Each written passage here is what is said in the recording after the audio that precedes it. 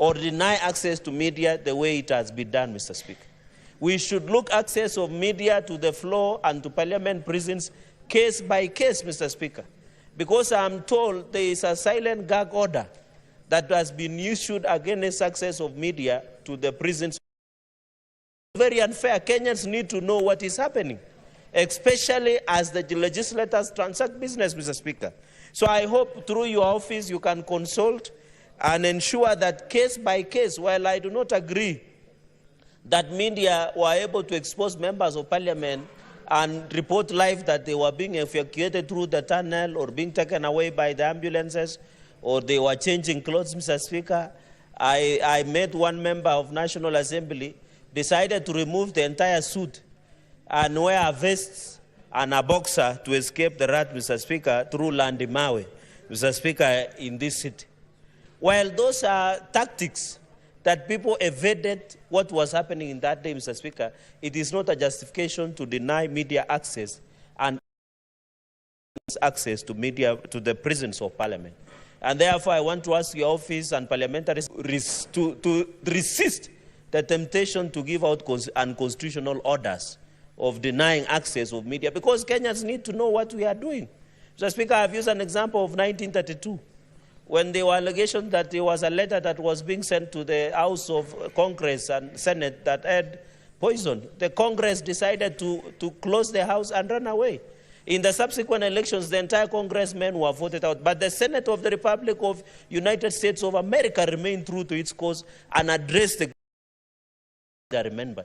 And that is why we have distinguished ourselves, Mr. Speaker, as the upper house.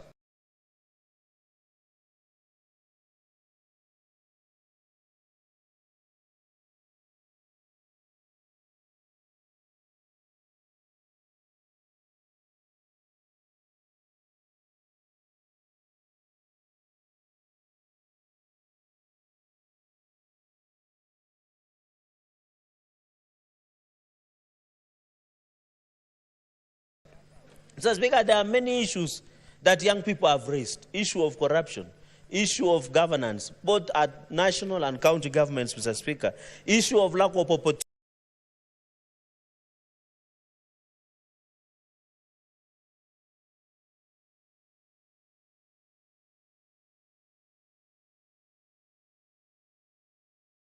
Opportunities. Issue of nepotism, Mr. Speaker. Issue of not being listened to. Mr. Speaker, there are many challenges, and I want to assure the Gen Z and any other Kenyan, Mr. Speaker, Parliament is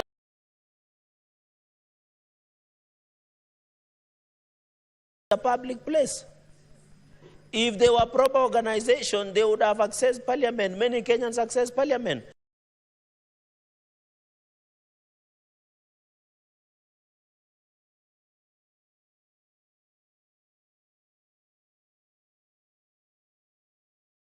I want to put this straight, Mr. Speaker. Under Article 126, 1 of the Constitution of Kenya, Mr. Speaker, Parliament can sit anywhere.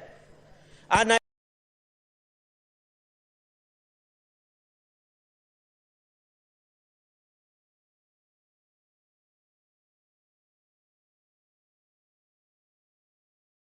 I want to call upon the Gen Z and any other Kenyan can sit in Uhuru Park. Parliament can sit in Migori. That is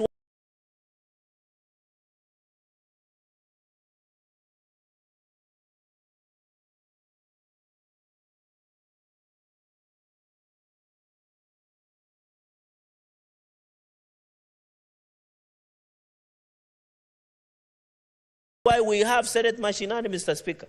The Constitution gives us as a parliament to sit even in Garissa, in Mandera, even in your county, Mr. Speaker, and listen to the Kenyans. And I'm happy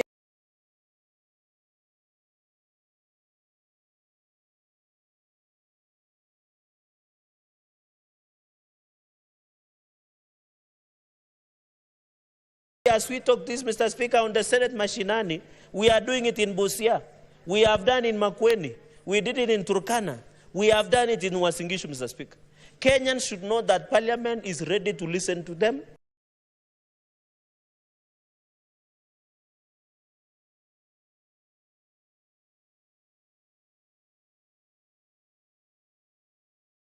Under Article 126 of the Constitution, Parliament can sit anywhere within the border. Even if they want us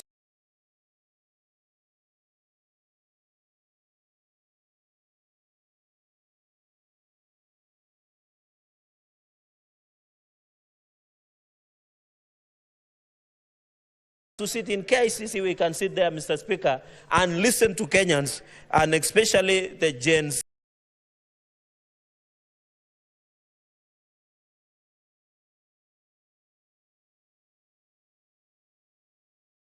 Mr. Speaker.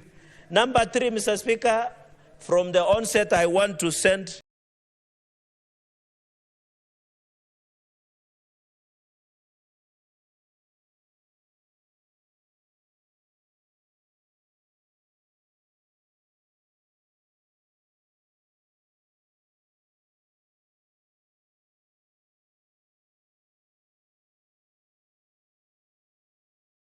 my deepest condolences, Mr. Speaker, from my family, from myself and the great people of Nandi County, to many Kenyans who have lost their lives, unfortunately, and wish quick recovery.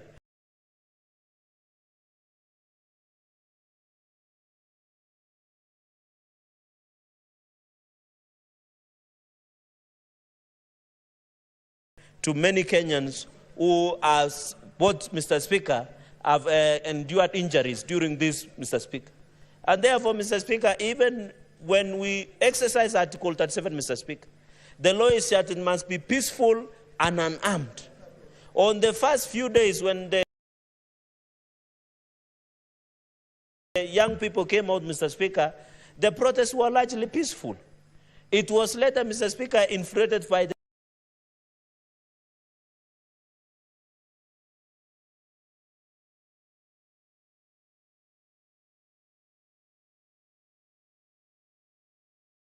criminals, Mr. Speaker.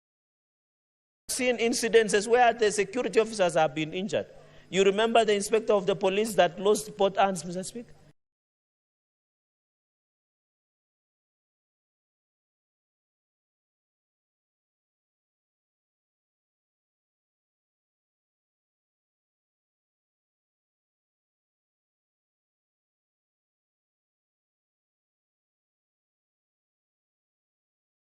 We have a number of police officers who they have injured and some have lost their lives, as well as the protesters, Mr. Speaker. I want to ask, even as you protest,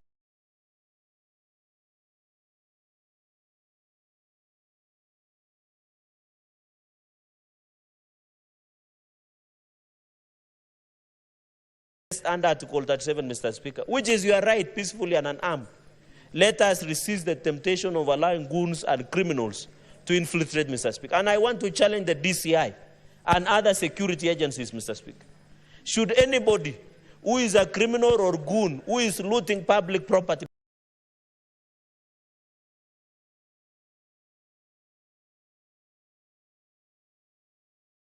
Mr. Speaker, because I know, Mr. Speaker, the business community was stating that, and I hope the Ministry of Interior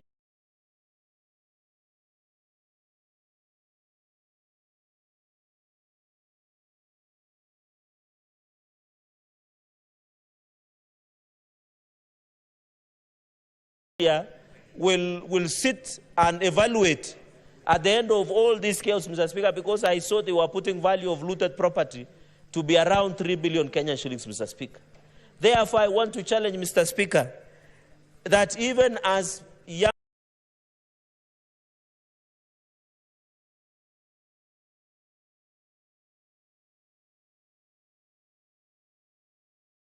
people and any,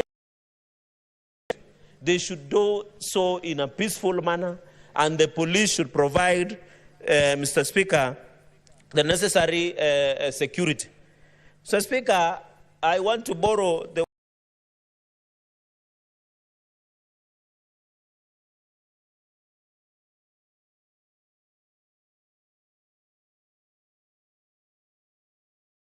many other issues that my colleagues and associates strongly with. Ordinarily, it should not be the president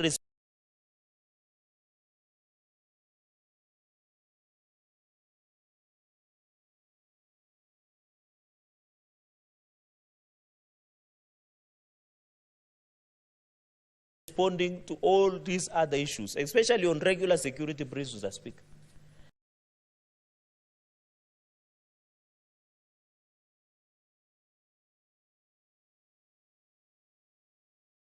I would have expected even the police spokesperson.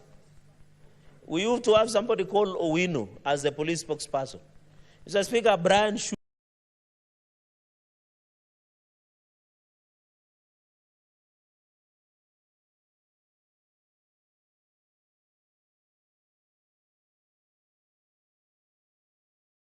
usual. Now we have the Inspector General of Police. In fact, the only time Inspector General of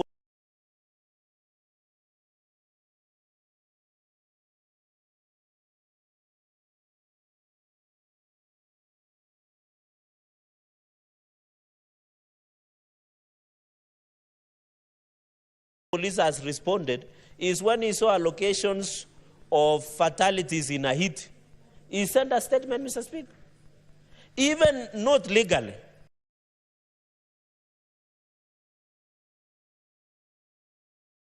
Even morally, Mr. Speaker, the Inspector General of Police should have even appeared on a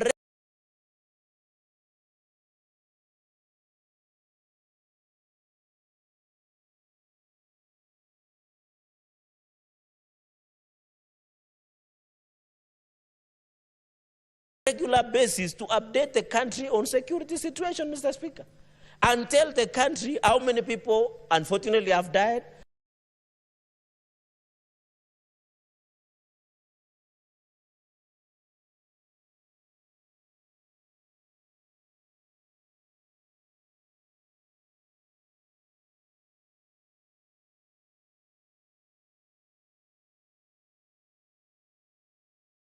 How many have injured? How many properties have been looted, or what is the state of the security, Mr. Speaker?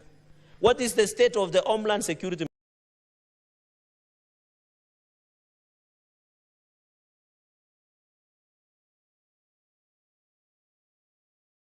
Mr. Speaker, I think that is the least we expected from Inspector General of Police, Mr. Speaker.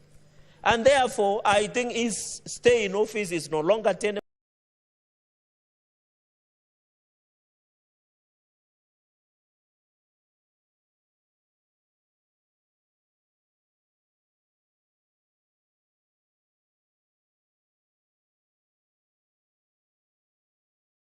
Mr. Speaker, we must do a proper reshuffle within the security apparatus of this country, especially the homeland security, Mr. Speaker, so that we have a police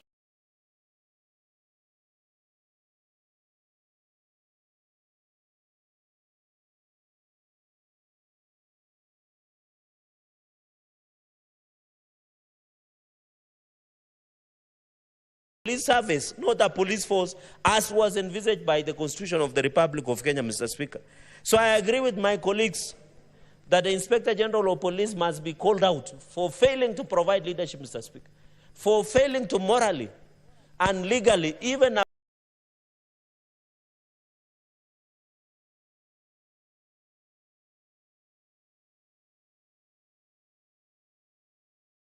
update the country on security situation, Mr. Speaker.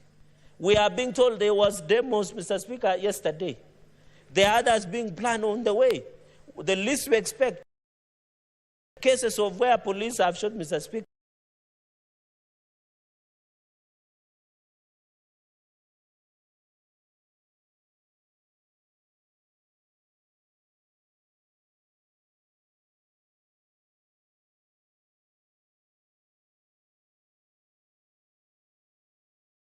Incidences.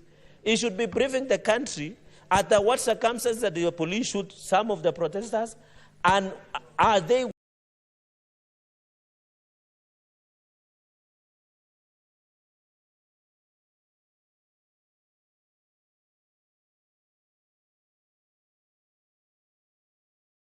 working together with Independent Policing Oversight Authority, IPOA, Mr. Speaker.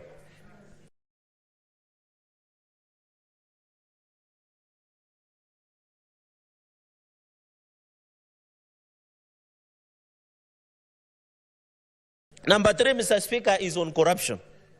My colleagues has put it, we know, Mr. Speaker, when I raise an issue of opulence of some of the cabinet ministers.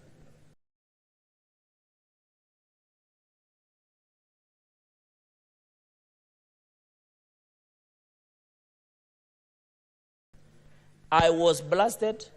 I was accused of being jealous. I was accused of not knowing how to do deals.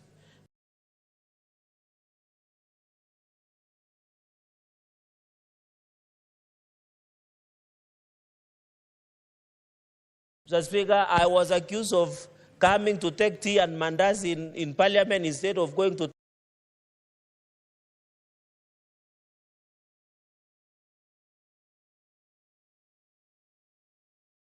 Tanzania and other countries to broker deals, Mr. Speaker, which is very unfortunate. And I was just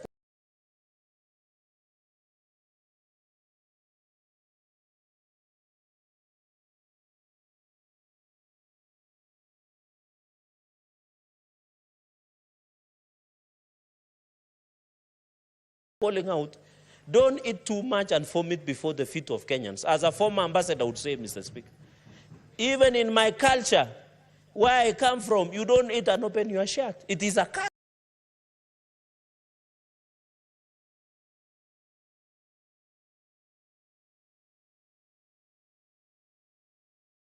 Mr. Speaker, and I called out, and you remember, I was being blasted left, right, and center, Mr. Speaker, and I warned them.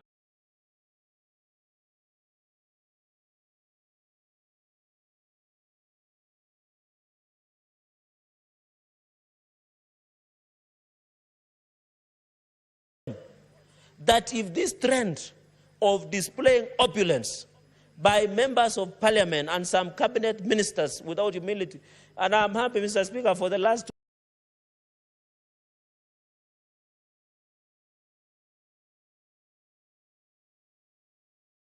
2 weekends, at least the quality of hair has improved. Because when choppers were crisscrossing, it was also affecting our agenda of climate change, Mr. Speaker, where people would fly in, land, reorganize the program of a funeral or a church service, speak.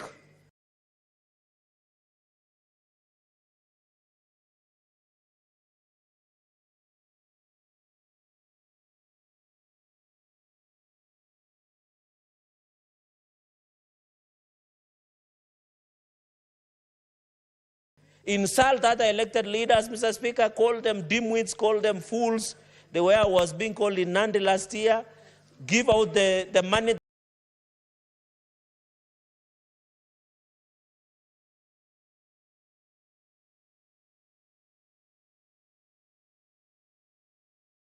that God knows where they got it from, millions of shillings, they fly away from the chopper, disrupting, Mr. Speaker, a social function for the next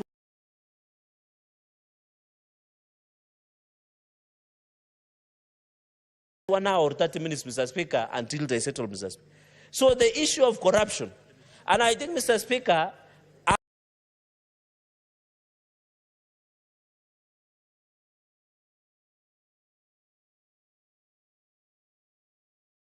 as a proposal to the President and EACC, Mr. Speaker, we must start doing lifestyle audits to all of us, state officers and all governors.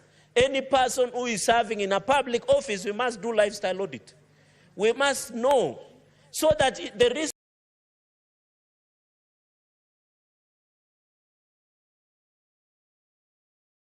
Kenyans were on the streets, the reason Gen Z were calling us out is because they are wondering, how can you contribute 20 million shillings in an Arambe, and yet they don't have even 100 shillings?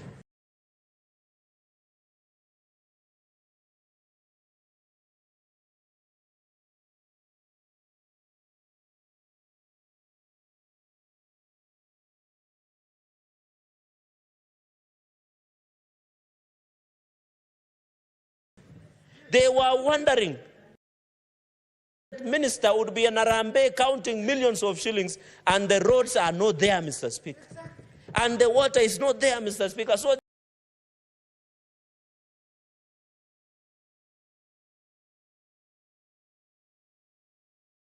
they are wondering, we are telling them the economy is bad, but we preside an Arambe worth millions of shillings, Mr. Speaker. It is not bad to do an Arambe. It is not bad to help people, but we must do their and I'm telling you, I know some people, even who had bought shirts for funerals, dark suits, because their only thing was just when they hear social function, Senator Sifuna, they appear. But they have never visited the bad roads that are in our counties or look even at the water, Mr. Speaker. But they will find time to go and insult other leaders, Mr. Speaker. I think corruption also is not doing your job. Mr. Speaker, it isn't necessarily that you have stolen,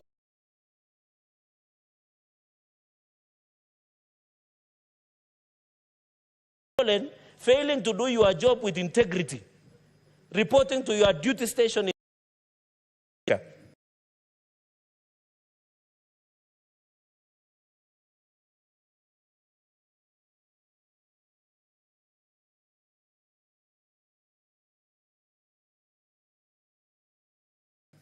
And therefore, number 3, I propose that EACC must be disbanded forthwith with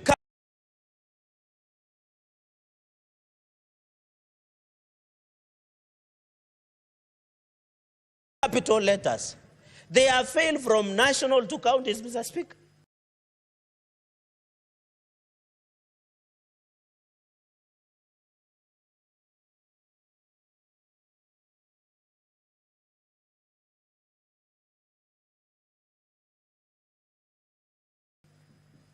In fact, when you steal, they come and see you my attend, they slap you on the wrist, and they go away.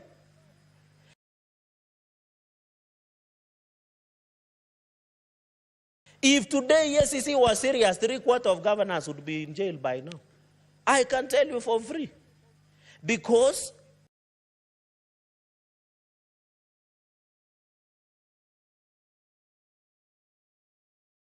even some of the people serving at the state officers, Mr. Speaker, they should be in jail. But EACC have failed us. While I agree they don't have enough resources, it is time we disband the EACC and restructure EACC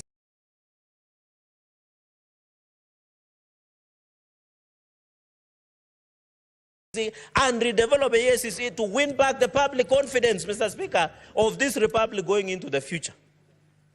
If you ask EACC and friends and colleagues,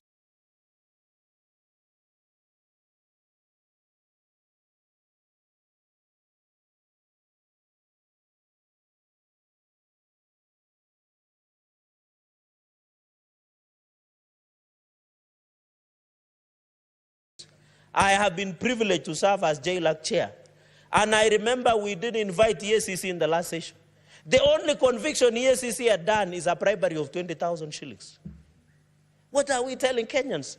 What are we telling Gen Z when they can see this club that you have built somewhere in a town, they can see these are proceeds of crime. The EACC will turn a blind eye, Mr. Speaker.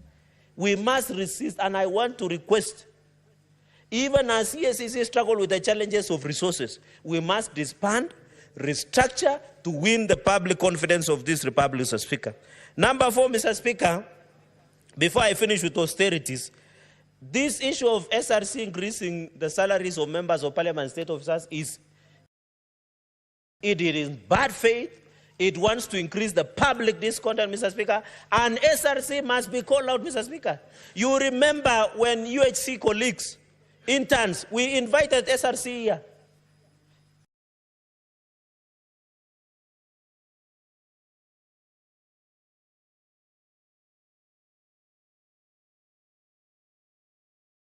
They told us there is no money to increase for UHC doctors or JSS, but they are quick to increase money for us members of parliament to create discontent and fuel the country into discontentment of members of parliament, Mr. Speaker. SRC we never requested for the increment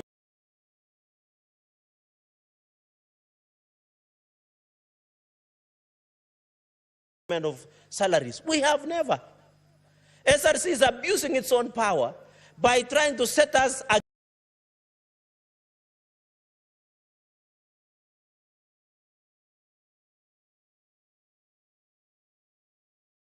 against the public.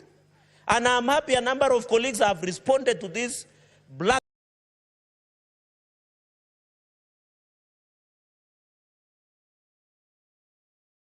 blackmail, misleading, corruption by SRC, Mr. Speaker. And I also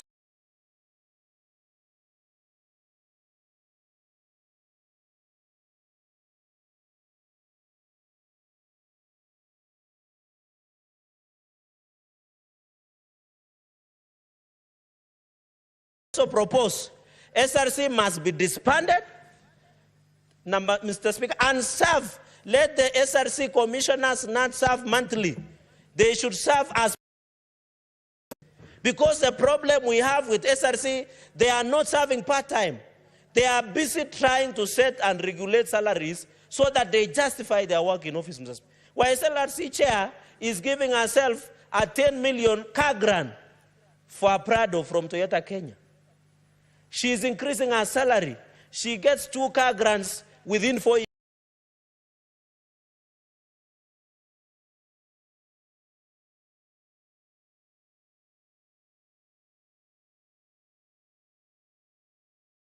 Yes, Mr. Speaker. The SRC, and I want to say and tell Kenyans, I am not interested. In fact, what I'm proposing going into the future, members of parliament, we should serve in part-time, just like other countries, Mr. Speaker. Then we agree how it works out. If that is the solution that will bring back the confidence of this Republic of Kenyans, Mr. Speaker. Mr. Speaker, on judiciary, I served and I have the privilege of information. Mr. Speaker, Kenyans file more than 500,000 cases per year. I saw the chief effectively saying they can open up to midnight to handle these issues that we are experiencing. But she has never done anything about clearing backlog, Mr. Speaker. The bitterness Kenyans have is that they have a court case. They have not gotten a court order. For those people who do not have means, they are suffering, Mr. Speaker. But the Chief Justice, to appear right and to appear popular, not to appear right, to appear popular but not right, is just giving a public relation exercise to the gallery by saying now, since everybody is no longer safe from Gen Z, and you know,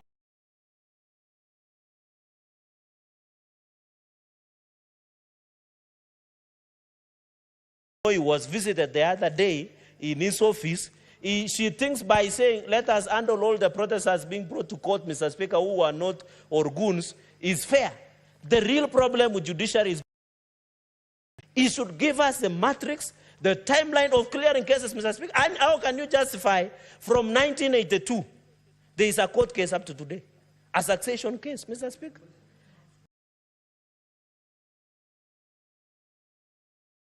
Mr. Speaker, it's corruption. Kenyans are very, Mr. Speaker, are mad with all the institutions. And I want to tell everybody who is serving as a state officer, no one is no longer safe. Senator Majority Leader Aaron Cheruiyot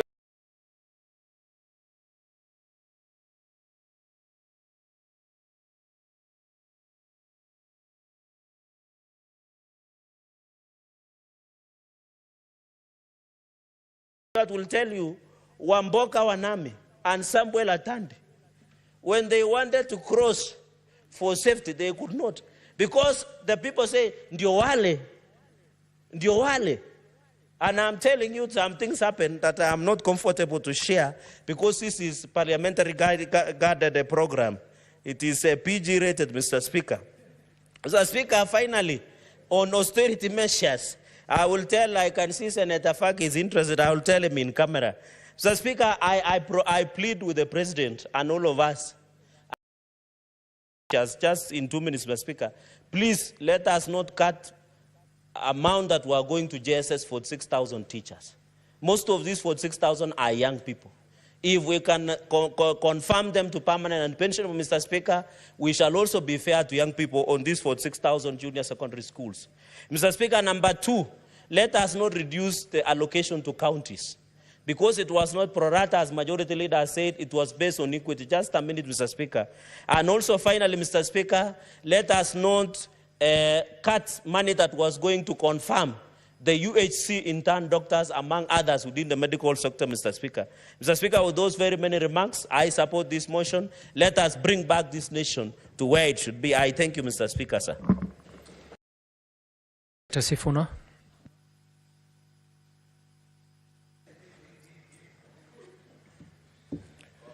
Thank you very much, Honourable Chair. First, let me start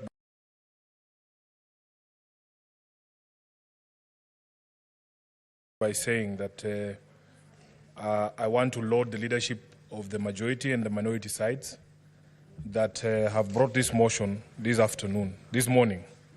And to just say to the Honourable Senator Aaron Cheruiyot that you will struggle, my brother, to make a better speech than what you've made this morning. And I am sure it has given a lot of hope to a lot of people in this country that, in fact, this institution of the Senate can rise to the occasion when other people are failing. They say that with great power comes great responsibility. And I don't think that in this House there was somebody with a greater responsibility, leader, to set the tone for the discussion that we want to have this particular morning.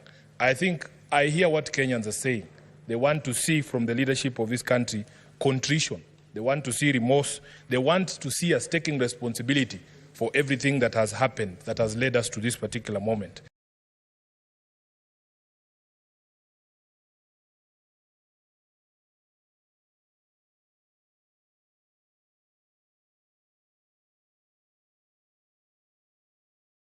And allow me to follow in your footsteps and also tender an unreserved apology to the people of Kenya if I have contributed in any way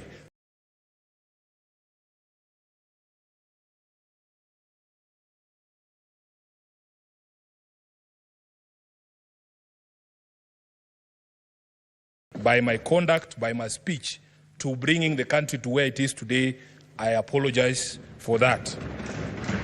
Honorable Speaker, as a senator of Nairobi, you know that Nairobi has borne the brunt of the protest, of the killings, of the loss of lives, of the loss of property. As we speak right now, we have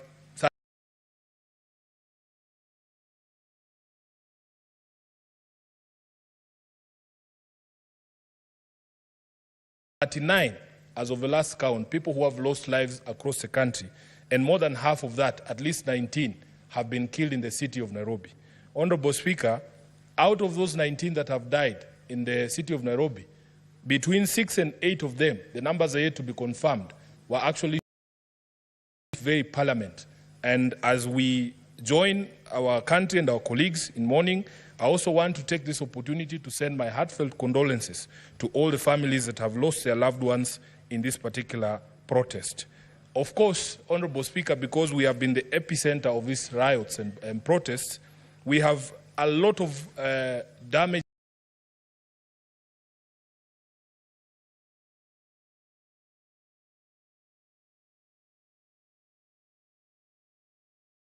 that has been done to public and private infrastructure.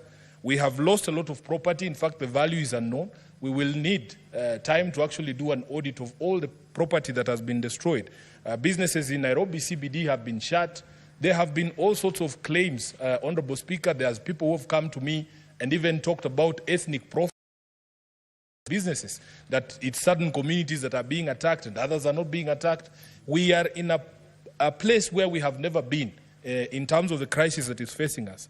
And all I hear the young people of this country saying is that we as a leadership now need to stop talking. We now need to stop talking and want to listen to these young people. Honorable Speaker, I have been turning down invitations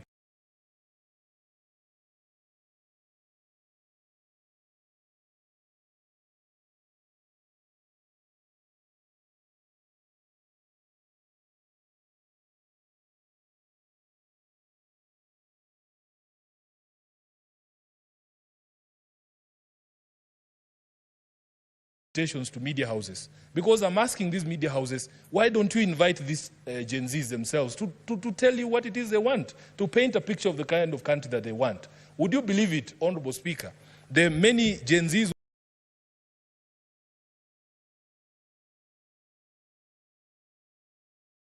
who are being invited to these TV shows are afraid that they will not leave that TV station and get home, because they are afraid of being arrested or detained outside those TV stations.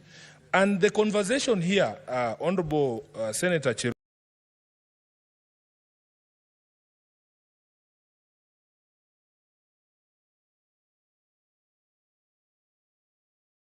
Cheruiyot, is that we now need to do certain things to facilitate a conversation to happen, starting with what we are doing here.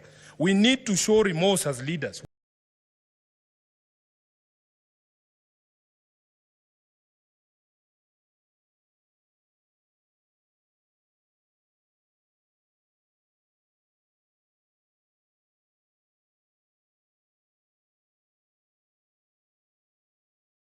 We need to stop threats to people who are... I am in a WhatsApp group, somebody is sharing what is it called, a charge sheet of someone who's being arraigned in court because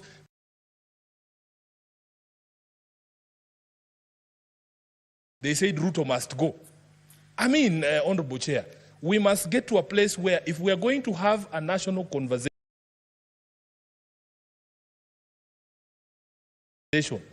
let us allow people to express themselves, and that is the only way we will hear what they have to say. We need to put aside our egos.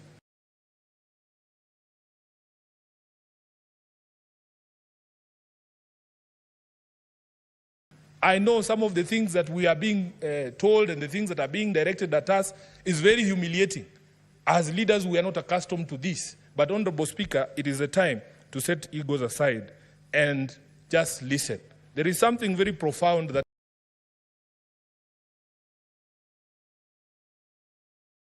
the majority leader told me yesterday. He said, Sifuna, right now, there are no more political goals to be scored. There isn't even a political game now going on because all of us in the political class are actually indicted by the people of this republic that we have failed in terms of what we need to do to get this country where it's supposed to be. I have shared an example here that on the day of the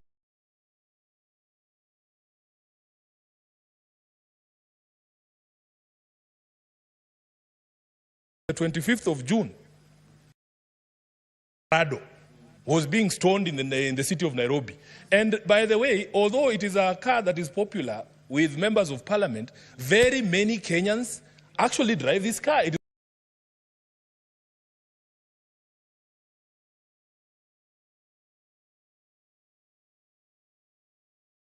is one of the most ubiquitous car in the streets of Nairobi.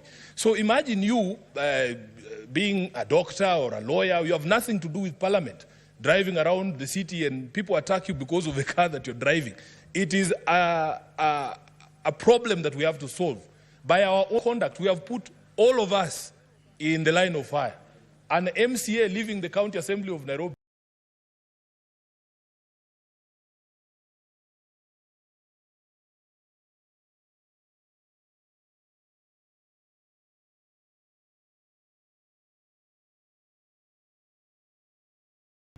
one of the nominated MCAs was attacked, Honorable Speaker, and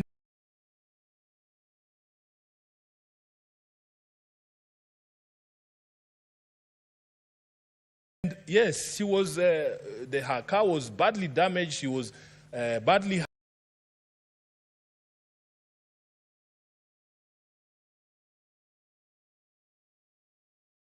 hurt, including her driver. She had to get surgery. By the time people are saying, oh, stop, this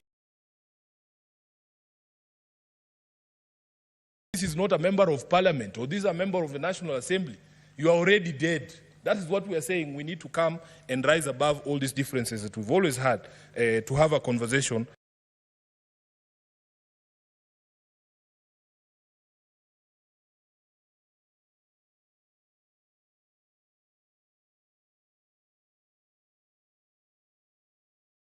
About our country. Kenya has changed forever.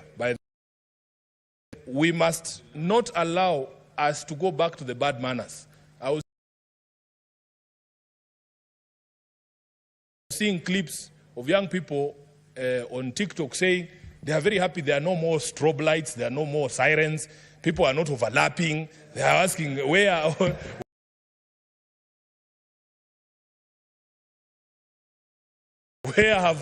have all these big vehicles gone in the streets of Nairobi? Honorable Speaker, I saw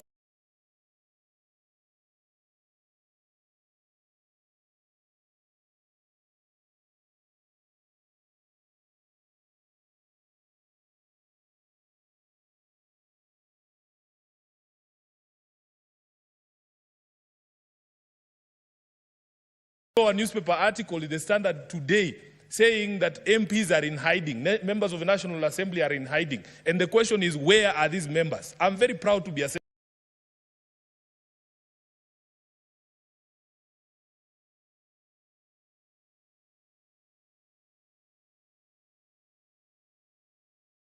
senator today, that we are not hiding from the people. We are here to actually take responsibility for all our actions and to try and assuage or deal with the problem.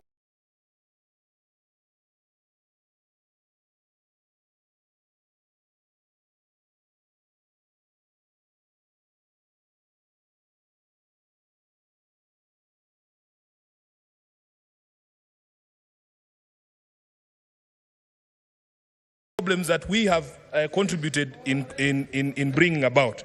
So, Honorable Speaker, there are things, in my view, that we can do. And this moment does not call for us to tell the young people what to do.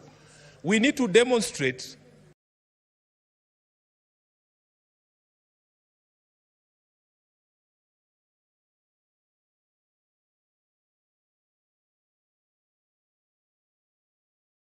that we are hearing what they are saying and look at ourselves in the mirror, Honorable Speaker. It has to be about us. We start with the House of Senate.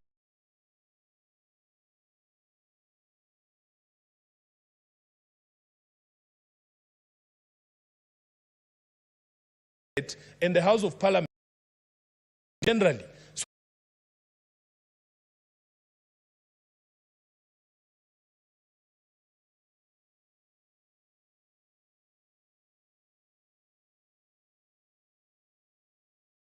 So that we are able to demonstrate that we understand what these young people are saying. So in my presentation,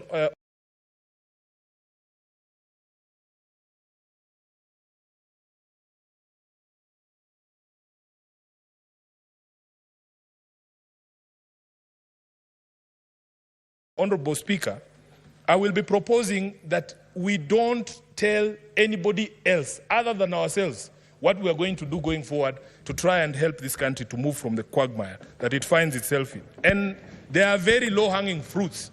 My friends here have spoken, for instance, about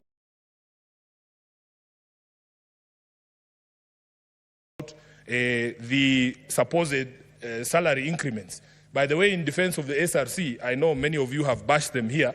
That Gazette notice that is in the public domain and discussion right now was published on the 9th of August 2023, the day we went for elections. I am telling you, because it is supposed to be 2022, 9th of August 2022, because it's supposed to be that members of parliament, when you go for elections, people should know how much money you're going to make in advance. And the role of setting salaries was removed from us. The public still thinks that Sifuna has the power to increase his own salary. I do not have that power. That power is in a constitutional commission called the SRC. Honorable Speaker, what we need to do, and I'm very happy my colleagues who have gone before me have said it, in all honesty, nobody asked for that increment. Nobody that I know. Personally, I never asked for that increment of 14,000 shillings. Tone deaf if we are going to insist that we get that increment this particular year or next year, when the economy is in the doldrums, when many Kenyans have nothing to put on the table. So I also support the proposal by members who have spoken before me that we formally resolve that we as a Senate are not interested in any additional salaries this particular financial year. Number two, Honorable Speaker, we need to relook at our budgets in this House and see where we can make major concessions and cuts for members of the public to feel that we are actually lessening the burden and not increasing the burden. And I want to give a personal example, and you'll forgive me if I'm giving out house secrets. Honorable Chair, when I became the Deputy Minority Whip, I was allocated a vehicle, a GK vehicle. On the first day that I used that car to go home, I passed through the expressway. I was shocked, Honorable Speaker, at the amount of money that is on my ETC card for my parliamentary car. As of this morning, when I used that same car to come here, there is 377,000 Kenyan shillings on my ETC. There is 377,000 Kenyan efficiency of the vehicle that have been given by Parliament. It does not make sense. It does not make sense, Honorable Speaker.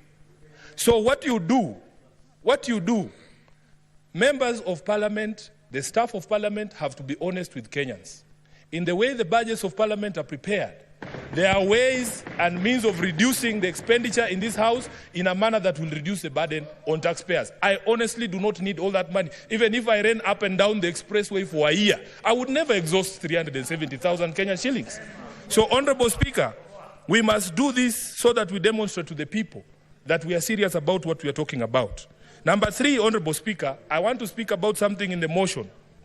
The Majority Leader proposed that National Assembly should reconvene so that they deal with the question of the presidential memorandum on the finance bill. Mr. Speaker, just as a constitutional lawyer, we in the opposition or in the minority have a different take on how this finance bill should be dealt with. Honorable Speaker, if you look at Article 115 on what should happen to a bill when it is sent back to Parliament, 115 sub-article 3, it says, if Parliament amends the bill fully accommodating the President's reservations, the appropriate Speaker shall resubmit it to the President for assent. What that means, Honourable Leader, is that he sends something back after that process of consideration of his memorandum. I do not think the Constitution envisaged a situation where you are sending a blank document from Parliament to the President for assent. Because what the presidential memorandum is proposing is a deletion of all the clauses contained in the finance bill. So you will have an empty piece of paper. It will have nothing on it. Then you are sending it back to the President for assent. What is he assenting to? So the proposal that has come from Honorable Tiende Amolo, for us, makes a bit more sense. That you allow there to be a bill that is introduced to repeal the finance bill as was passed. Because in the language of Article 115, we do not think that it can be done the way that it is being proposed. So, Honourable Speaker, another thing that we can do, let there be a public pronouncement from the head of state that we are going to stop these arrests, these abductions that have been ongoing, free everyone who's been arrested because of this protest, as the Majority Leader said, honor our dead and the people who are still in hospitals. There is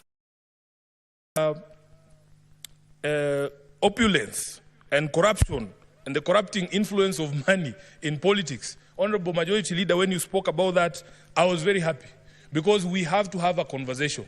I was at a conference at one place and somebody was saying how it has become expensive to join politics. And I said it is actually used as a scare tactic to scare away people from political participation. If a young man hears that for you to become the Senator of Nairobi, you need 70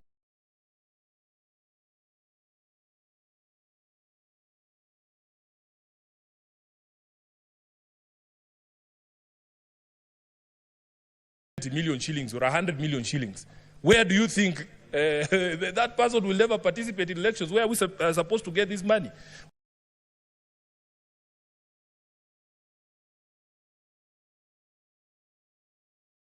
We want the young people to understand that they have demonstrated to this country that you in fact do not need the sort of resources that we are told you need for you to become a political player.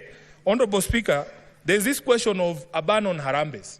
As a lawyer, I am aware there is already legislation that tries to limit participation of political players in harambes, but is limited to the last few months. I think it's, is it 6 months or 9 months to the election?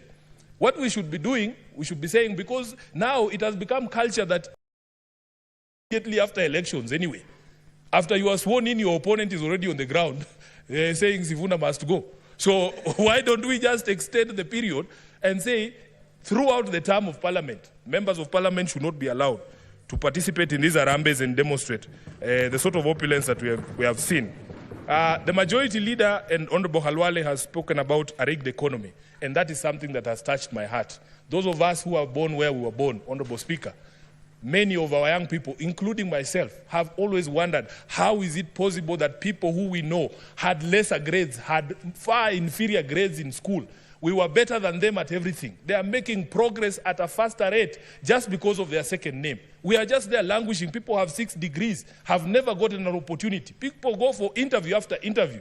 The moment somebody sees your name is Watenya or Sifuna, your CV is put aside. Wanasema letter ya huyu. It is very embarrassing, Honorable Majority Leader, that sometimes an entire institution from top to bottom has members of only one office. I think these are the things that are going to make our people extremely mad every time these matters are brought about. So if you don't address these matters, Honorable Speaker, we are not going to be able to deal with the problem. We have seen young people, especially when it comes to employment in public service. Honorable Speaker, you qualify as a teacher. You are waiting all your life to be employed as a teacher. Then you see leaders in public rallies, in funerals, handing and dishing out employment letters from TSC. And when you go to TSC, they tell you, oh, there is a system, everybody is logged in and see which criteria is used and they eventually reach you. But you can see people dishing out letters from TSC, from KWS, from NYS, in Harambes and in funerals, Honorable Speaker. I think, and even police, these are the things that we need to work on as a leadership so that we stop all this anger that you see. Let me go to another thing, Honorable Speaker. An angry people cannot be reasoned with. Right now, people are very angry. And this is why I'm trying to, explain to this House that we are not going to be prescriptive in how we deal with this issue. Honorable Speaker, that we can demonstrate to the country that at least there is a place where a conversation can be had. Senate is the only House of Parliament that goes to the people. We don't fear the people. That's why we are still here.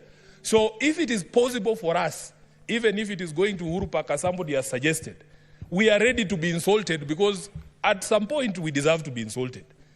But at the very end of those insults, I think we will be able to pick some few things. Honorable Majority Leader was telling us a story of how he logged into one of the Twitter spaces, and he said there was maybe 60% expletives and insults, but 40% was good material, and it has inspired even the speech that he made this morning.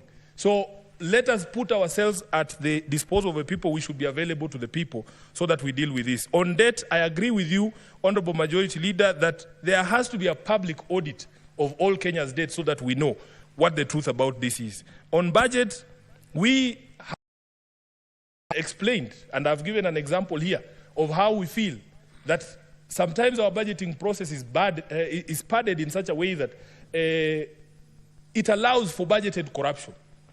We have estimated, Honorable Speaker, at least those of us on the minority side, that we can do away with at least 1 trillion shillings in this budget. And we don't need to punish anyone. We just need to cut on expenditure in our own institutions. I will go to some of the proposals that I have received from members of the public. Number one, Honorable Speaker, there needs to be an audit of all appointments from September 13th, 2023. Because as Honorable Senator Halwale spoke and said, there are some offices that have been created that we do not even understand the basis of their existence.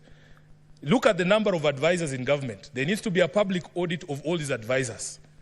And tell Kenyans why it is okay for one office of the advisor on the economic matters, Honorable Halwale, to have more money for travel than 9 committees of this House combined.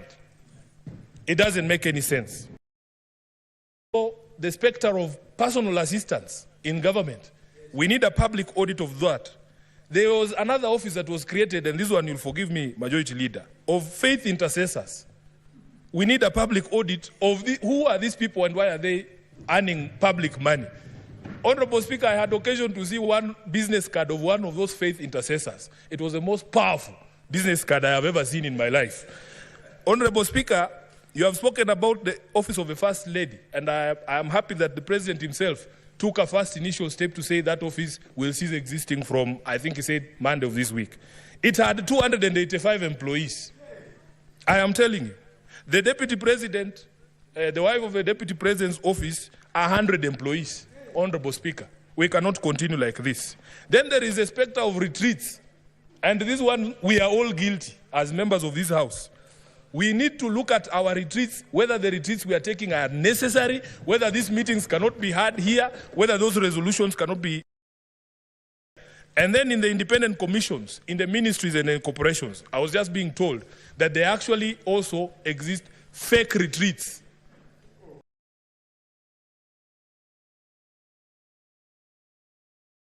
There's something called a fake retreat, where there was no retreat, but people are being paid for going on a retreat. Then on the foreign trips, Honorable Speaker, these are things we all understand. Let us be able to demonstrate to the public that we're actually serious and we hear them. Just one more minute. Let's add in 1 more minute to conclude. And then on the ODPP, I was just conferring here with my friend, the Senator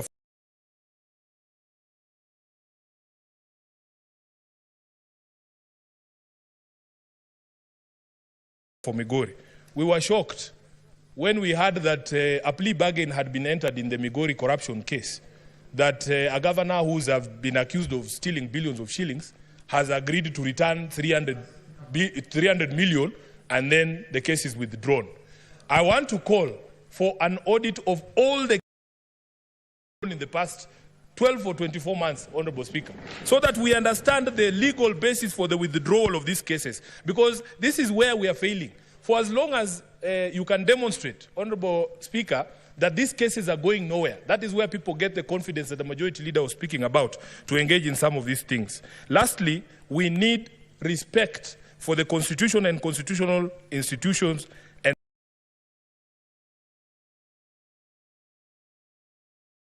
the bodies across the public service and across the national executive infrastructure. So, for instance, Honorable Speaker, I was being given an example that even the mess we have in the management of public service, that an executive order is made on HR matters to a body called State Corporations Advisory Committee, which is duplication of roles. So, Honorable Speaker, I support this motion, and let us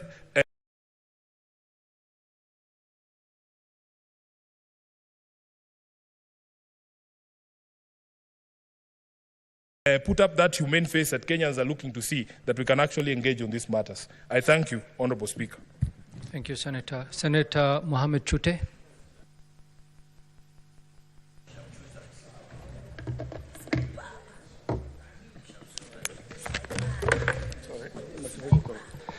Thank you very much.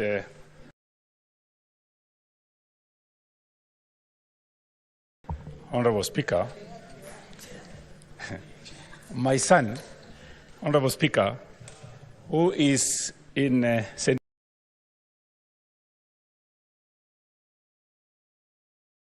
Vincent Medical College, called me yesterday and asked me, Baba, why are these people calling you M-pigs? He asked me.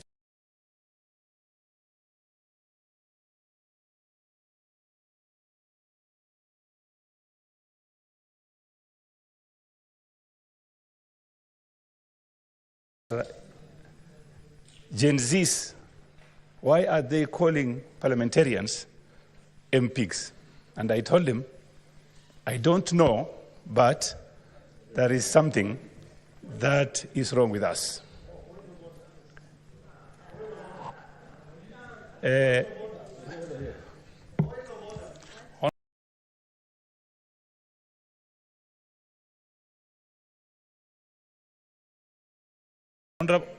Honorable Speaker, let me in support of this motion, let me say a few things.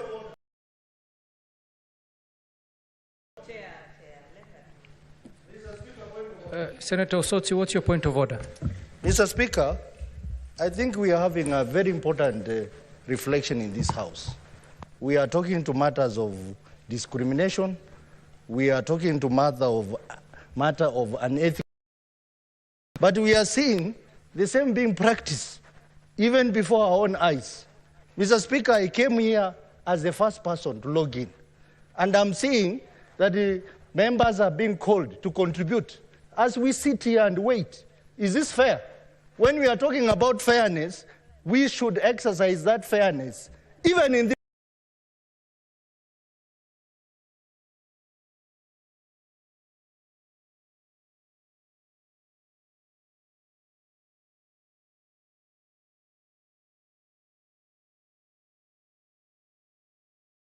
this motion, Mr. Speaker. Mr. Speaker, let us follow the list that is there on the screen.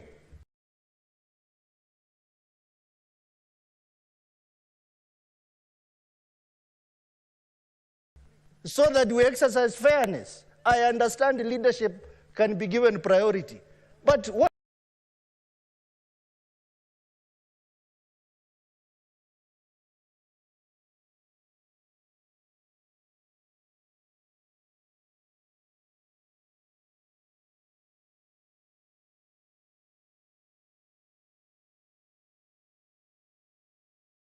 about people who are not in leadership and there is priority list there? Let us follow the list, Mr. Speaker, so that we demonstrate to Kenyans that indeed we are talking about fairness. Just a moment, Senator Chute. Senator Osotsi, am I to understand that by calling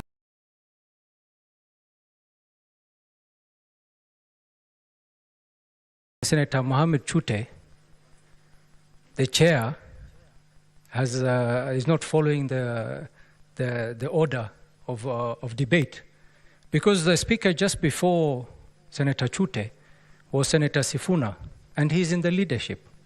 And every institution, the reason why Senator Cherargei was given an opportunity was because he was next in the list, and Senator Lelengwe, who is in leadership, was not on the list. And the order of this House is that if one speaker on this side speaks, I have to give an opportunity to speakers on the other side. Senator Osotsi. And I've actually had, you know very well that your colleague, Senator Beatrice Ogola, who is the next speaker, made a special request because she is traveling. The chair has to listen to such pleas from members from time to time so that we can accommodate for them. So there is no way, Senator Osotsi, you can stand on the floor of this House and accuse the chair of being unfair.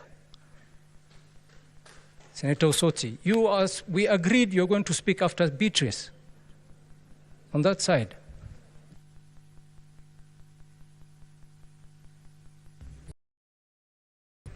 Thank you, Honorable Speaker. I hope my friend Asotsi is not complaining about me, because I was definitely ahead of him. Thank you very much, Honorable Speaker. I was talking about Gen Zs.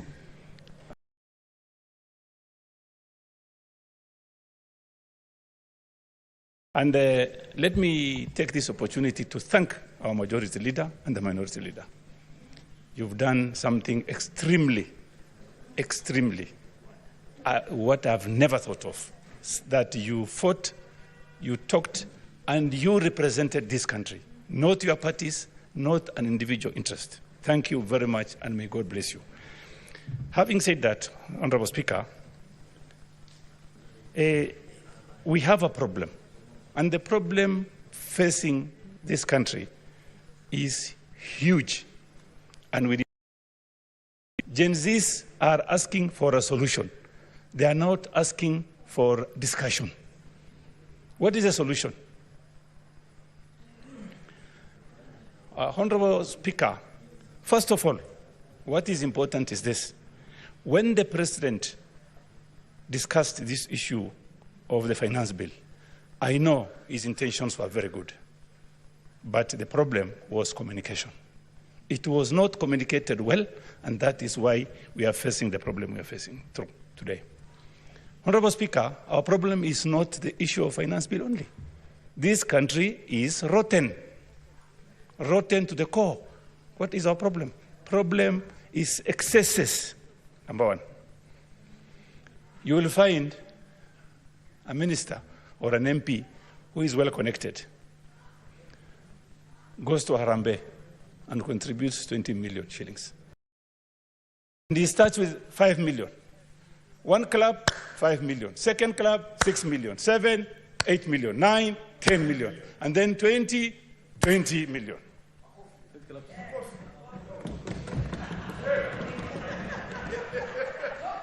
Honorable Speaker, if somebody from Marsabit calls me and says, hawa watu wametoa hiyo pesa wapi, mzee? I told him, I don't know. Wametoa wapi? I don't know. I saw a minister, CS, wearing a watch inaitwa Hublot. I don't know if it's Hublo or Hublot. That one, I need to be corrected. Costing 3.2 million shillings.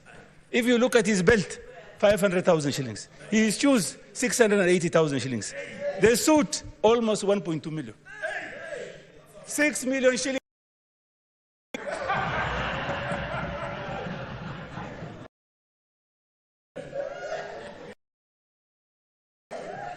And then, if someone asks him, what, he says, I'll go to waenda hiyo kotini sasa. Gen Zs have brought these issues, and we are going to face it head on. Honorable, if we want to stop corruption and excesses, we must start from the counties.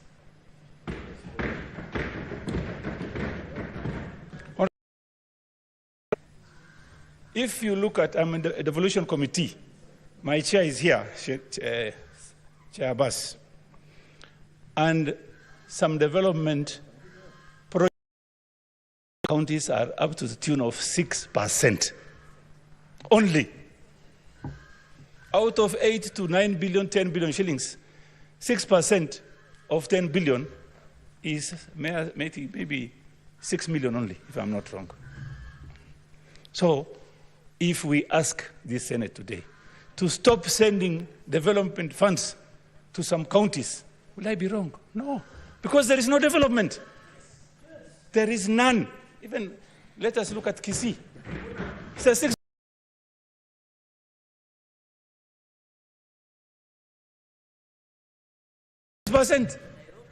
Nairobi, 6%.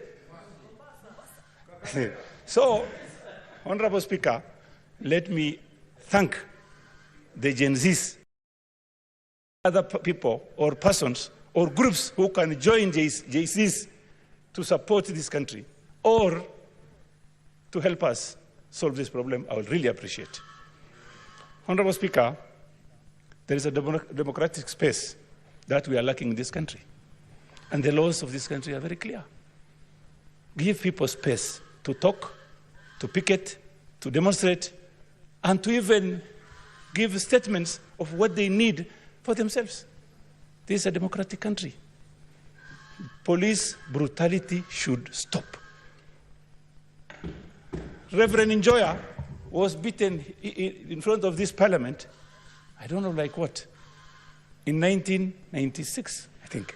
And in 2024, the same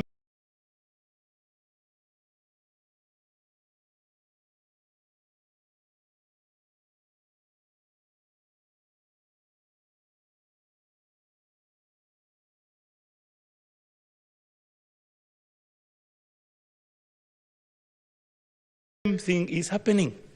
When is this going to stop? The IG should resign. That is point number one. On corruption,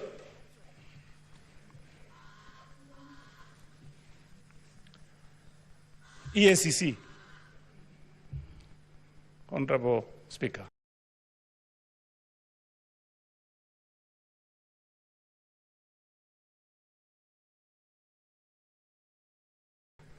If you report something today to EACC, after 1 hour, somebody will call you from Marsabit and say, oh, did you go to EACC? What did you report there? How would this person know? 500 kilometers from Marsabit. It's definitely somebody who is in that office leaking that information. If you ask me today, it should be disbanded,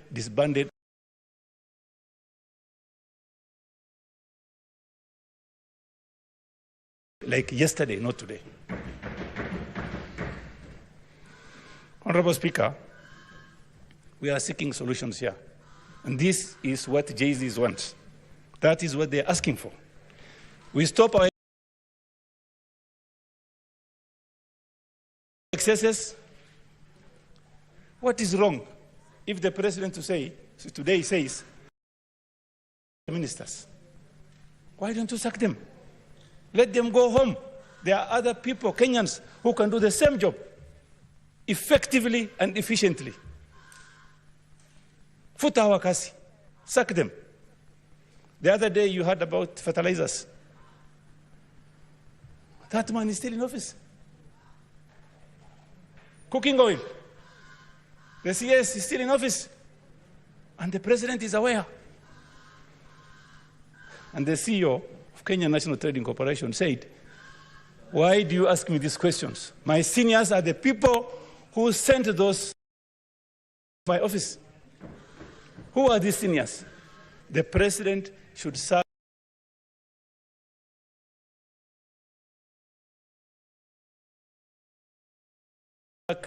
all the ministers, employ afresh ones, and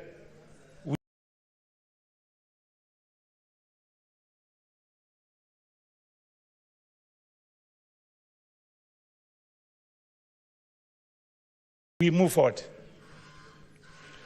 On the borrowings, Honorable Speaker,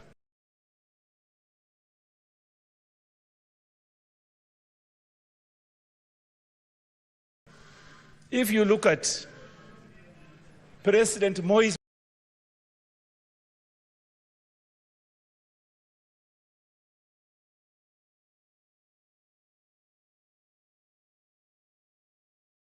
budget in 2007,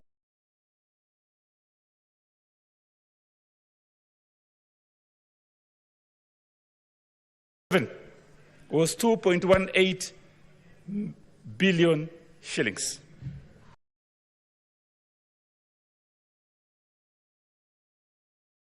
The expenditure was 324 billion.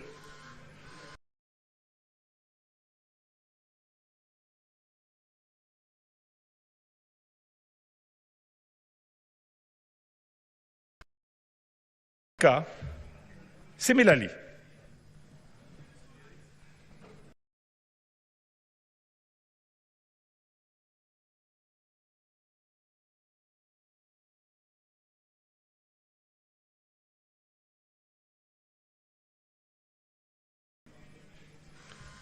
President,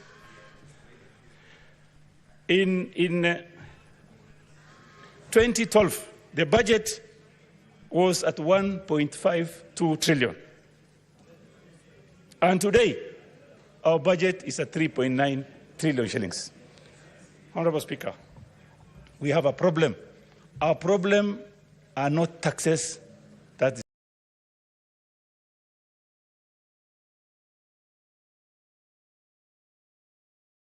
is being paid.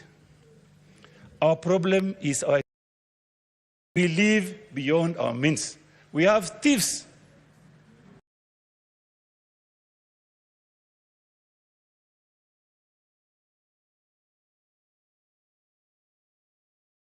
As ministers, we have thieves as PSS, we have thieves as MPs, we have thieves as senators.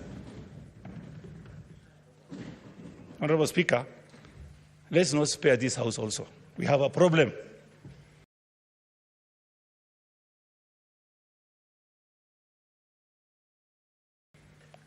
We must start from this House. We must start from this House. Everybody knows how much we are earning. Even in this House, there are people who live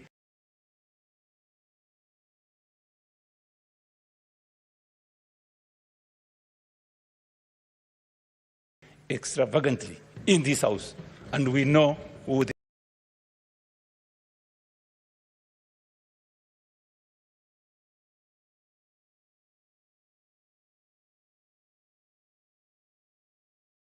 they are. Honorable Speaker,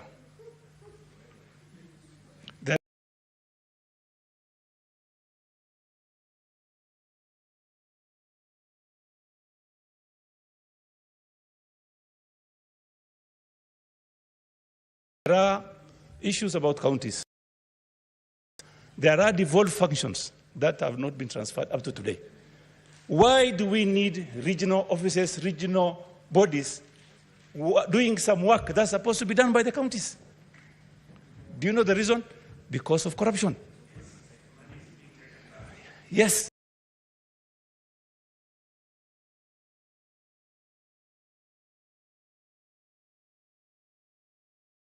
That is what is happening. You create regional offices. And then yet, constitutionally, those issues are supposed to be in the counties. They are devolved. Why do you keep the money here? I want to ask our president if he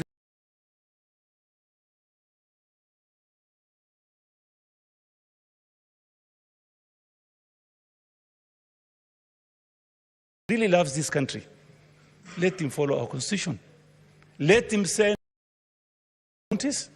Even CDF money should go to the counties. This is not MP's business. It should go to the counties, managed by the counties. We have regional offices, even in Marsabit. We have regional offices in Isiolo. We have one operating from Garissa. So many offices. These are conduits of theft. Honorable Speaker, and I really appreciate what our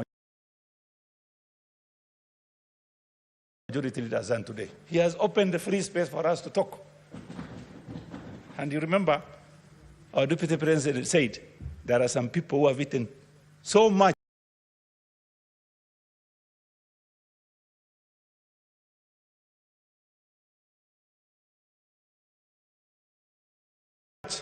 they start vomiting on us.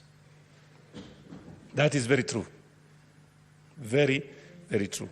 I want to urge our president, this is the right time, the right opportunity for you. Don't wait for these young boys and girls to come and talk to you. I've asked for, please start by, first of all, sacking all the ministers. Futa yote, PSS, regional offices, take it back to the counties. And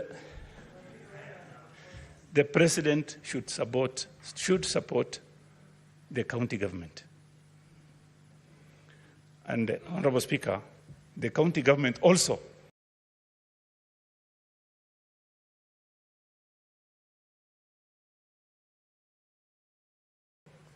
should stop its excesses.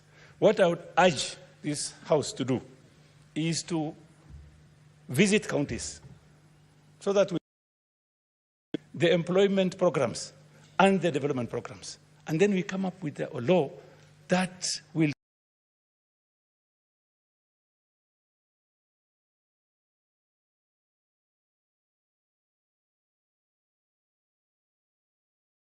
curtail theft in those counties. About 2 months ago, your Honorable Speaker, Governor for Marsabit was brought before EACC. And 2 months since then, they are bragging around Nairobi area saying, kwani EACC ko, what can be done to us? There is nothing that can be done. Oh, we are dying. We sit in his helicopter, we take photos with him. Who will touch us? I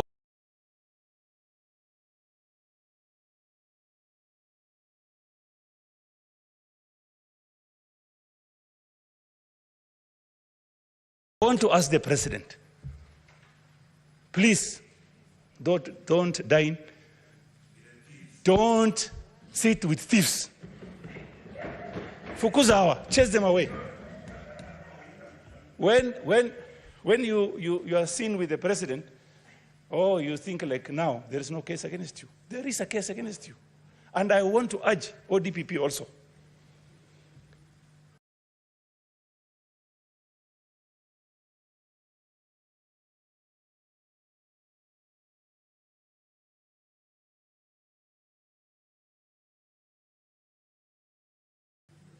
In fact, it should be disbanded.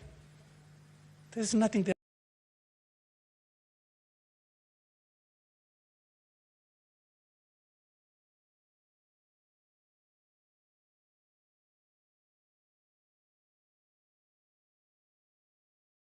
are doing. Like I think Honorable Khalwale has said.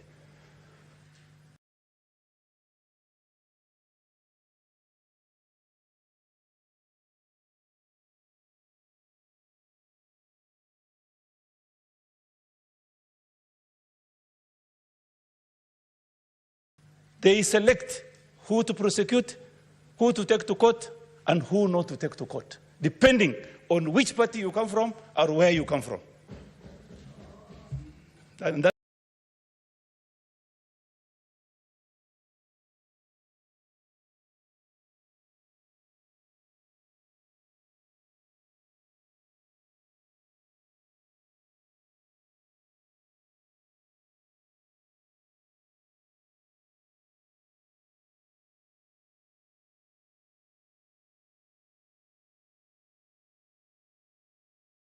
that's very serious, Honorable Speaker. I want to today thank God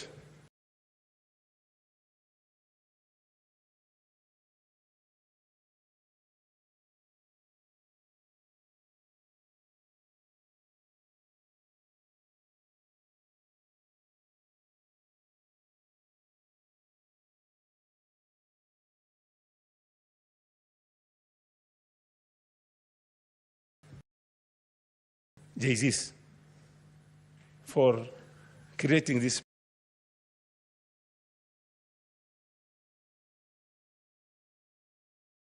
space for us to talk what we want. Honorable Speaker, there is the issue of cooking oil, imported cooking oil. It is in almost 50 godowns today, expiring, and the government has lost over 17 billion shillings. And those people are still in the office because they are politically correct. I want to urge the president, please, even if somebody is politically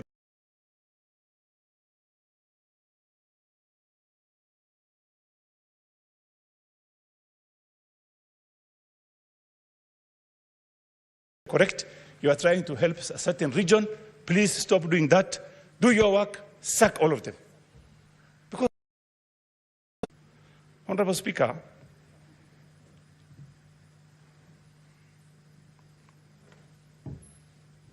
I want to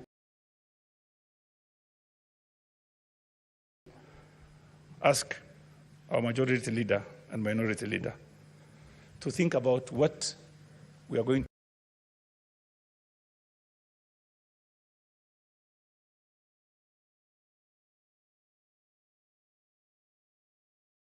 to do in order to handle issues in the county governments.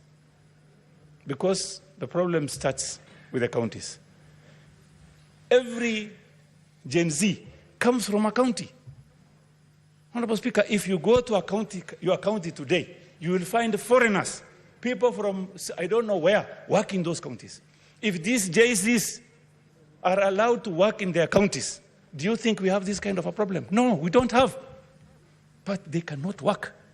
Only the family, close relatives, even those contracts. And don't you think the president is not aware? He's aware. We normally send him texts telling him this and this is happening in our counties. So he should take charge. The monies that are going to the counties are the monies that are from taxpayers' money. They are not, that doesn't belong to the counties. No, it doesn't belong to the governor. The governor sits in Nairobi and then controls monies in either Wajir, Marsabit, Isiolo, Samburu. Why is this happening? What business do you have in Nairobi? It's because you just went there as a governor to steal, but not to work for. Finally, Honorable Speaker, what I want to see from the president, the governors who has cases, who are now being questioned, he should ask them to step aside, and thorough investigation should be started. Honorable Speaker, this House, Senate House, our business mainly is county business. And it is constitutionally mandated to look into any business that are being handled in the counties. Are we doing that? No. Not the way we are supposed to do. I will ask these distinguished senators, take time. Let's sit and have a discussion on how to tackle the most problematic counties, starting from the bottom, going up. We can have committees, special committees. Send one to Marsabit, send the other one to Kakamega, send another one to Isiolo, another one to Mandera. Then you will solve these problems. Even Machakos. So, Honorable Speaker, under Article 75, conduct of a state officer. It says a state officer shall behave whether in public and official life, in private life, or in association with any person, in a manner that avoids gifts. We have a judge there. Donations. And today, Honorable Speaker, what I would request us to do, there is an organizations which are like, let's say, for example, Kena, Kera, Kura. If you go there today, those director generals are supposed to be asked to step aside so that lifestyle audit can be instituted. Honorable Speaker, if you go to any office today, either government or you will be told, if you want to ask for contracts or employment for your people, you will be told, sorry, we don't have. Because it has started from somewhere in the State House. There are some brokers working in the State House that normally go to places and say, we need employment for our people. And the president said, employ 500. And it's not true. KRA before us, they employed 56% of one community. And do you think the president is aware? No. Even some CEOs working in institutions are worried. They are being forced to do things that they are not supposed to do. And this man has been sent by so-and-so, you must do this, you must buy this, you must sell this. They have a problem. And the only person who can solve this problem is for the president to do a memo to all CEOs and director generals to tell them, listen, don't listen to anybody who uses my name. He must have a memo and publicized. We need to see that memo also, that the president has 1 minute only, please. 1 minute. I want to finalize. I want to conclude. We're running out of time. 1 minute. So, if we have that kind of a memo, I'm sure these thieves will stop stealing from our people. Honorable Speaker, in conclusion, I want to thank the members here. Last week, Wednesday, we almost went on adjournment. And I want to thank the 19 senators who said we should not go, including myself. And today, our majority leader has seen the fruit of us saying no. And I want to thank both the leader of majority and minority for bringing this issue today before the public, before the people of Kenya, and before the Senate. Thank you very much. God bless you. Thank you, Senator. Senator Beatrice Ogola. Thank you.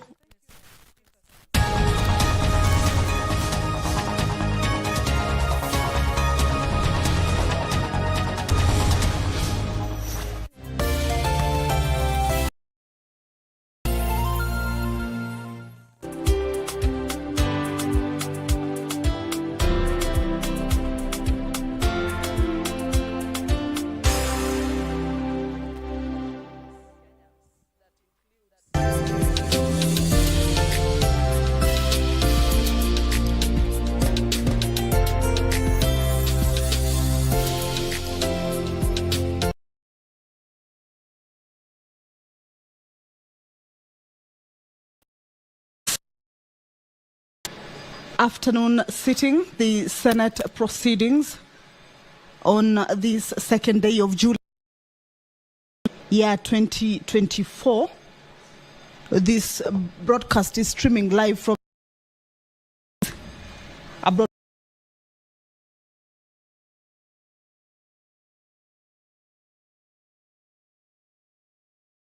broadcast that is brought to you by the Parliamentary Broadcasting Unit in partnership with the Kenya.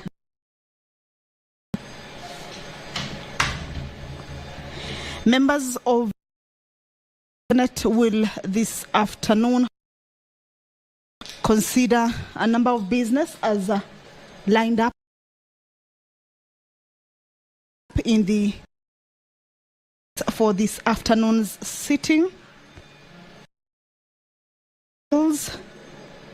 Three of the bills originating from the Senate and one bill originating from the National Assembly. These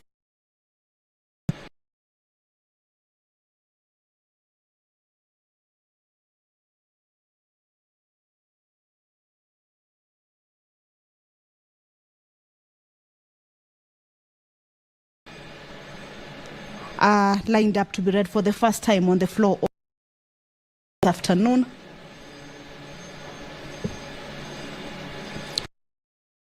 National Disaster Management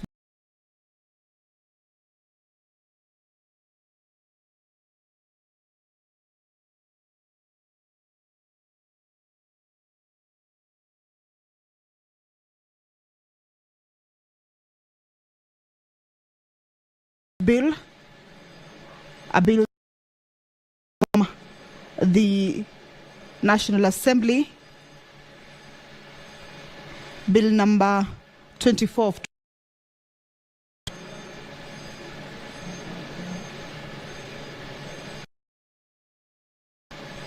This is a bill that is co-sponsored by the Senate Majority Leader to provide a legal framework for the coordination of disaster activities. As you can see, that is the Majority Leader already in the chamber.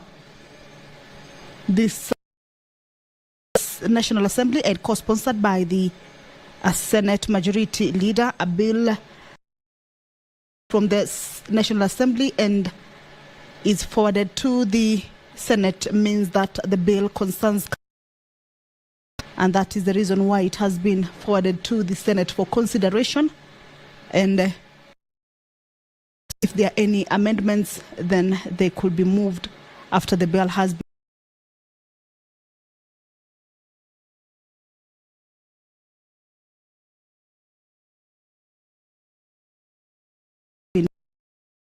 in this afternoon sitting. The bill will be read for the first time, a bill that seeks to provide for a legal framework for the management activities in both levels of government.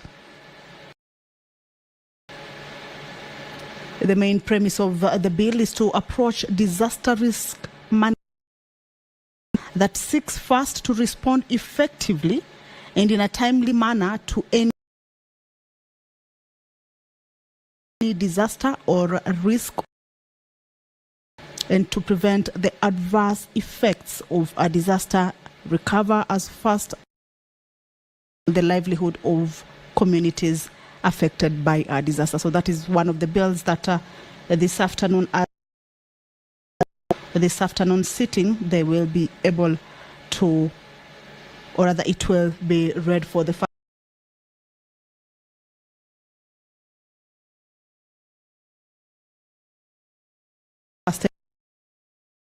before it proceeds to the next stage.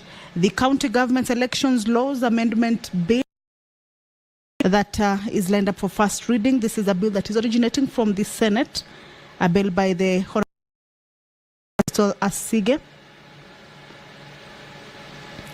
This is a bill that seeks to amend the County 17 of 2012 and the Elections Act number 24 of 2011 to ensure that at least 5% of county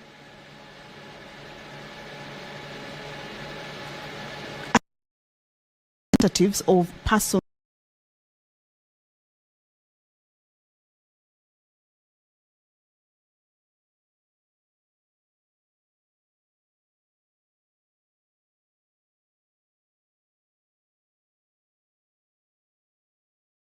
with disabilities as provided for under Article 50 of the Constitution, and that the available slots of marginalized groups shared amongst the youth, persons with disabilities, and other marginalized groups. Well, that once the House commences, will be read for the first reading on the floor of the House.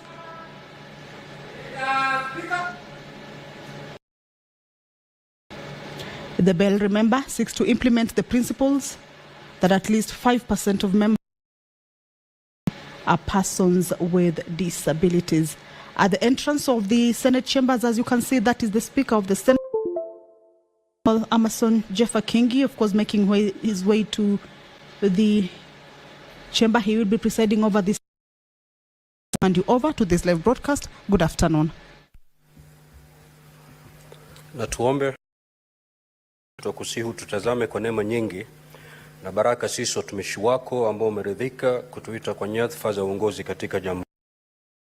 Tukuomba tuajalie tuyatende na kufikiria mambo yote atakayofikishwa mbele yetu uaminifu, ili kustawisha amani, ufanisi na heri ya nchi yetu na wale ambao haja mwetu. Amen.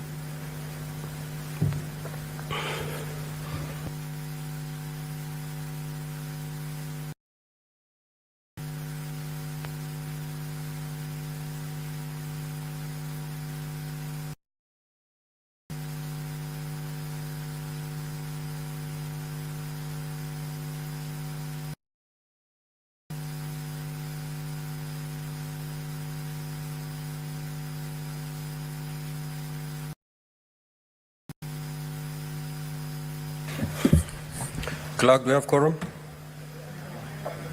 Sergeant, quorum bell for 10 minutes.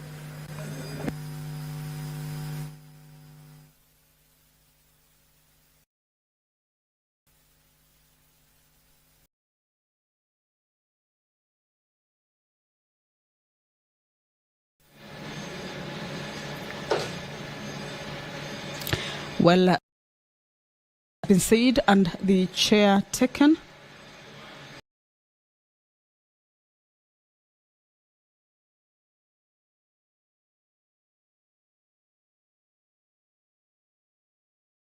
That is pursuant to the House Standing Order number 39 and 40. At business, members inside the chambers should correct 2:15 and present at the commencement of the House business. Once the prayer is said and the chair taken, call for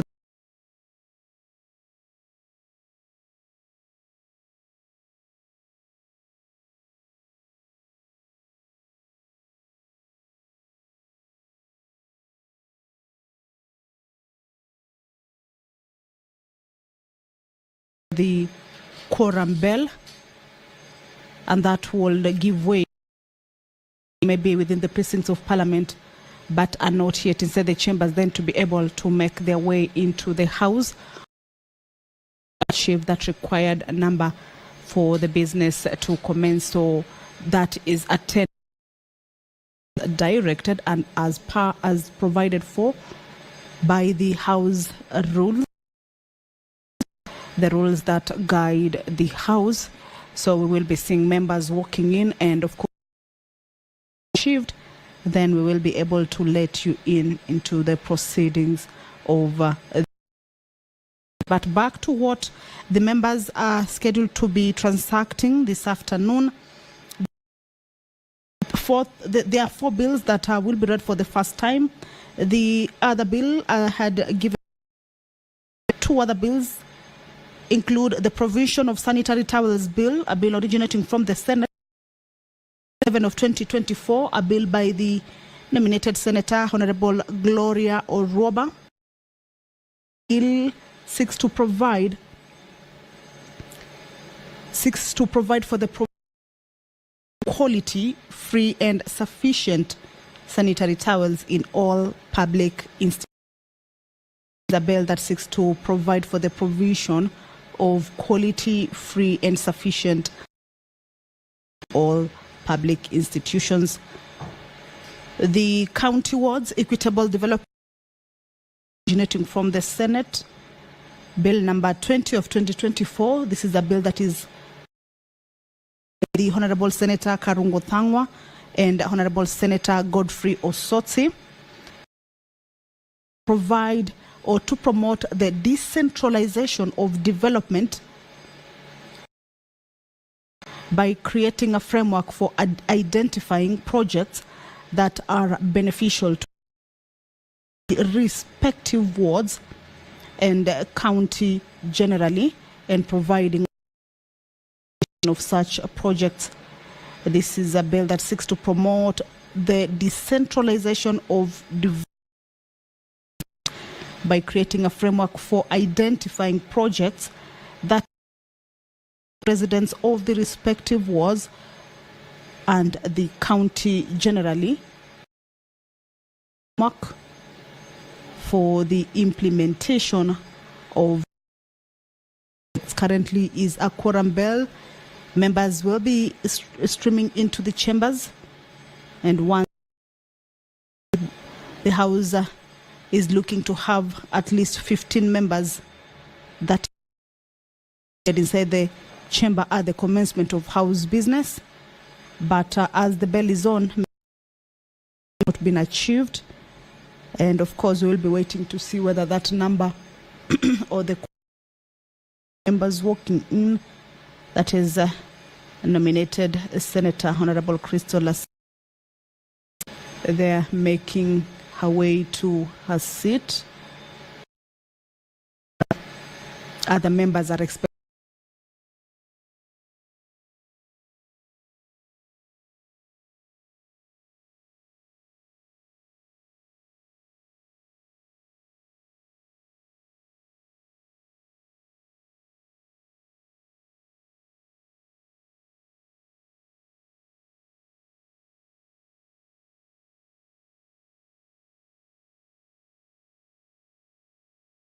To be able to make their way into the chamber, continue with the business that is lined up to be transacted in the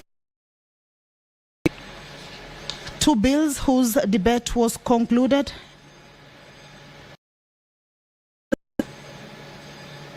Or rather on the floor of the House, that is the House of Cameral Relations Bill, a bill originating from the National Assembly, Bill number 44, co-sponsored by the Senate Majority Leader, is also lined up for consideration. Stage already debate on this bill took place extensively on the floor of the House, going into division on whether the bill be read a second time. Also another bill, division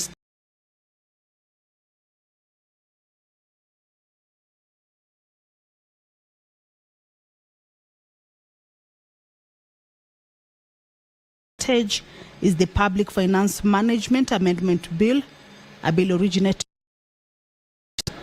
This is a bill by the Honorable Senator Hamida Ali Kibwana. Also, it's on Thursday of 30th of May, the year 2024.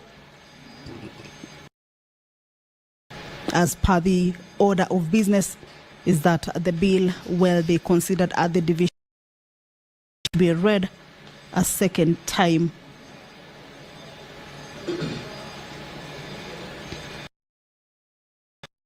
Well, if you're just joining us, is that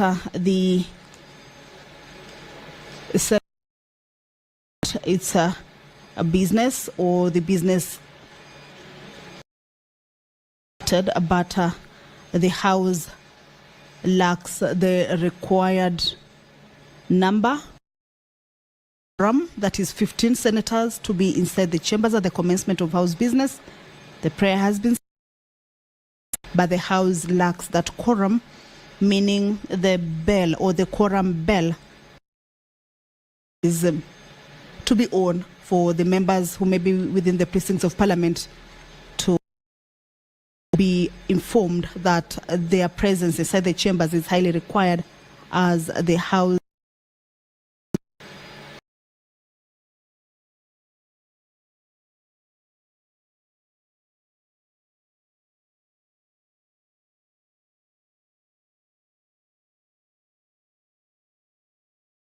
does not have or stands without the requisite quorum for the business.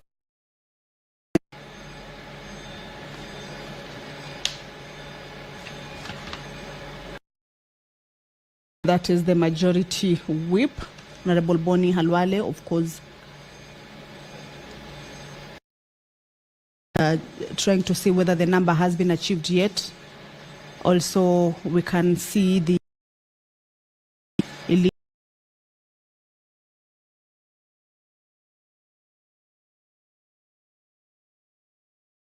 leader inside the chambers has just walked in.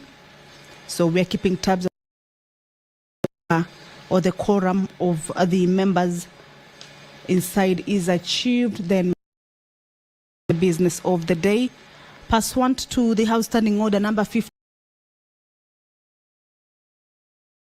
53-1 for requests and statements by senators or by members to various standing committees.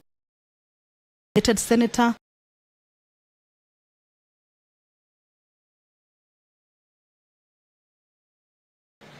Honorable Christola Sige will be seeking a statement this afternoon from the Standing on Finance and Budget regarding an allocation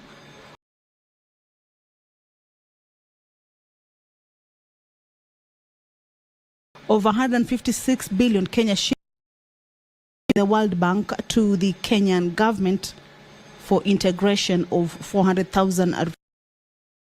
This is a request that the member for the Christola Sige will be seeking a statement from the Standing Committee on Finance and Budget.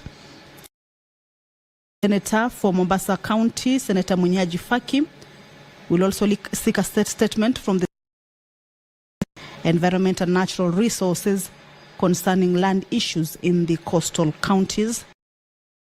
Honorable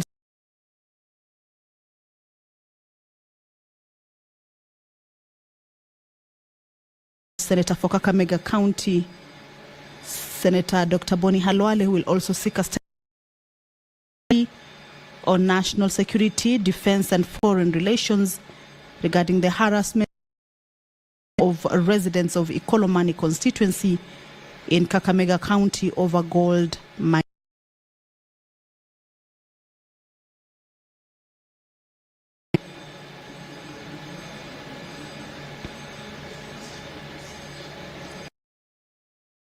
On to the House Standing Order 52-1, which provides for statements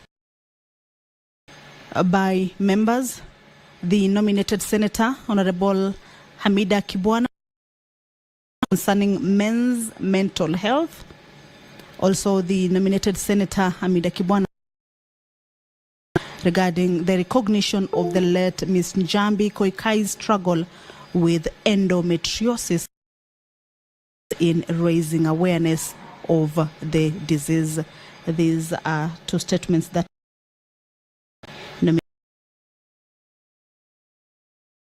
nominated Senator Honorable Hamida Kibwana.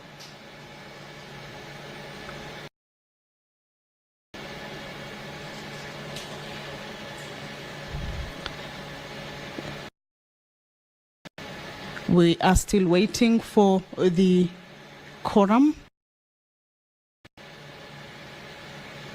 The 10-minute quorum bell has lapsed, and this is about to address. We could wait and listen in, maybe. Honourable Senators, there being no quorum and having rung the bell pursuant to the provisions of Statute 2, the Senate stands adjourned until tomorrow, Wednesday, the 3rd of July, 2024, at 9:30 a.m.